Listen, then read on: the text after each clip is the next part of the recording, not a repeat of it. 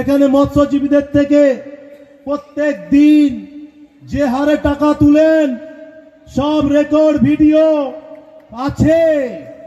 সন্ধে হলেই এখানে একটু এগিয়ে গিয়ে দুটো স্কুটি নিয়ে তিনটে পুলিশ দাঁড়িয়ে থাকে, তিনটে পুলিশ, ঠিক আছে, পার গাড়ি থেকে 100-200 করে টাকা তুলতে থাকে। আমি মৎস্যজীবী সবাইকে বলছি, দেবেন না।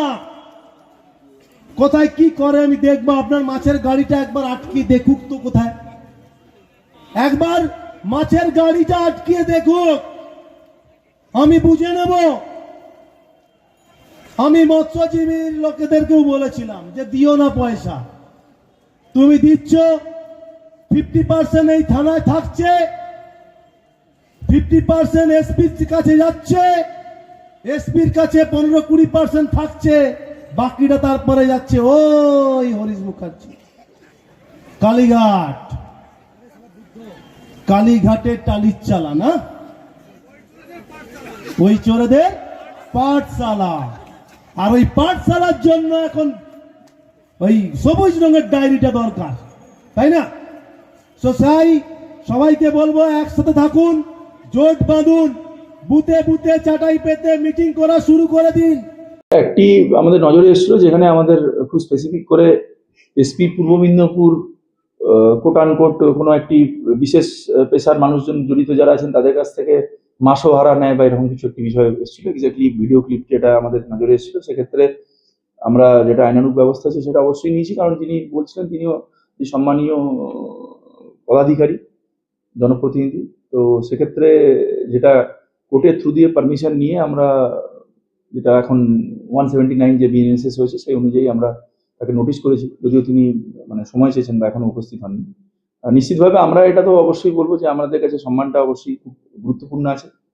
এই ধরনের যদি কিছু থাকে সেটাতে যেটা আইনানুগ ব্যবস্থা আছে যাতে নাগরিকের আস্থা বিপুল পরিমাণে নষ্ট না হয়, এবং আমরা যারা অন্তত সম্মানের জন্য আমরা কাজ করার চেষ্টা করি তাদের জন্য সেটা থাকে সেই মোরালটা। তো সেক্ষেত্রে যেটা আইনের প্রভিশন আছে আমরা অবশ্যই করার চেষ্টা করব।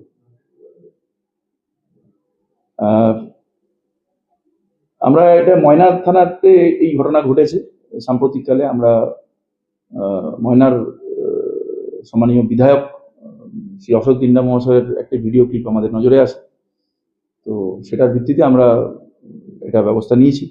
এবং আমরা অবশ্যই এটা বলবো যে এই ধরনের যদি কোনো এটা সবারই আমাদের একে অপরের প্রতি থাকা উচিত, যে একটা চেয়ারকে বেসলেসলি এইভাবে বিলো দ্য বেল্ট অ্যাটাক করাটা বোধহয় খুব বাজে প্রবণতা। এটা কোনো রেসপন্সিবল জায়গা থেকে কাম্য না, এটুকু আমরা বলতে পারি। তো যেটা আমাদের আইনত ব্যবস্থা আছে সেটা আমরা এরকম থাকলে আমরা নেব। আর